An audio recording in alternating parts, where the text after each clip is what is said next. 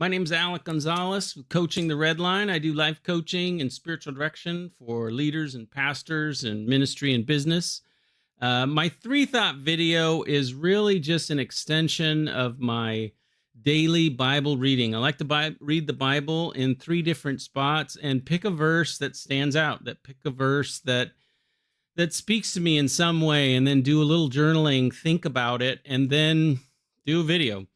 And I hope that you're reading the Bible, and I hope that the my three thought videos encourage you to read the Bible. In the book of Numbers, it says, "For the Lord had told those Israelites they would surely die in the desert.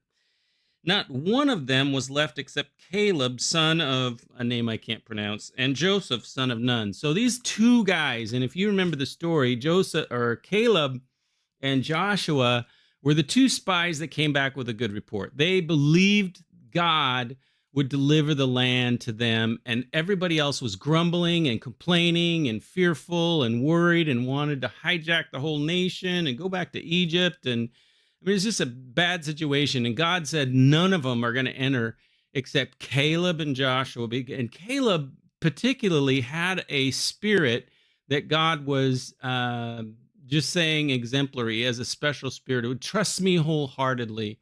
It's a great verse that when we trust God and believe what he says and take on those challenges that seem daunting and difficult and impossible, but God is calling us to move forward, it's a great opportunity to trust God, believe him for what he says, and do it. And then in Isaiah, this is a prophecy about Jerusalem and Judah because of their rebellion, because of their open sin, because they're just, following after other gods and doing all kinds of bad.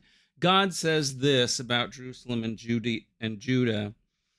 "See, now the Lord Almighty is about to take from Jerusalem and Judah both supply and support, all supplies of food and all supplies of water, the hero and the warrior, the judge, the prophet, the soothsayer and elder, the captain of 50 and the man of rank, the counselor, the skilled craftsman, and the clever enchanter."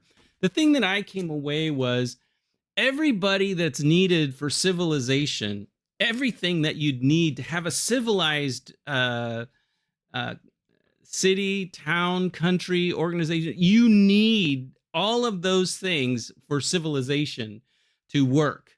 You need a leader, you need a warrior, you need a hero, you need a judge, you need an elder, you need craftsmen, all these different things. God is saying, I'm just going to take away.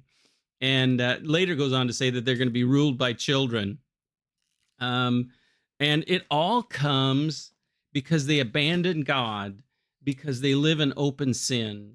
And he's gonna take away all supplies, all men of consequences, and ruin the civilization of Jerusalem and Judea. It's a warning to us, I think, in America, as we drift away from God. Um, we begin to see our leaders becoming just not all that they should be, and I think it's a caution. In the book of John, there's a story about uh, a royal official, a man that comes to Jesus because his son is really sick. He goes to Jesus, and Jesus just says, "You can go. You can go now. Your son is well, or will live." And the verse says there that the man took Jesus at his word and departed. And both the idea that Jesus didn't talk to him, really encounter him, didn't go over it with him, but also that he was a royal official, like a Roman royal official, and Jesus healed the son, didn't really interact, and just said, "You can go now." And the man took him at his word. And then it goes on to say that his whole family, he and his family, were believers in Christ because of what had happened. It's just a really neat verse. I was reading earlier, but didn't do anything about it. Was the woman at the well, such an unlikely character for Jesus to proclaim, "I'm the Messiah." A woman, Samaritan. He proclaims that he's the Messiah, and then he does his second miracle in the area for a royal official of the Roman guard, Roman king, whatever. Uh, Jesus just so often acts outside what we would expect. I think it's a great verse. That's all for today. I hope you enjoy it. Again, my name's Alec, coaching the Red Line.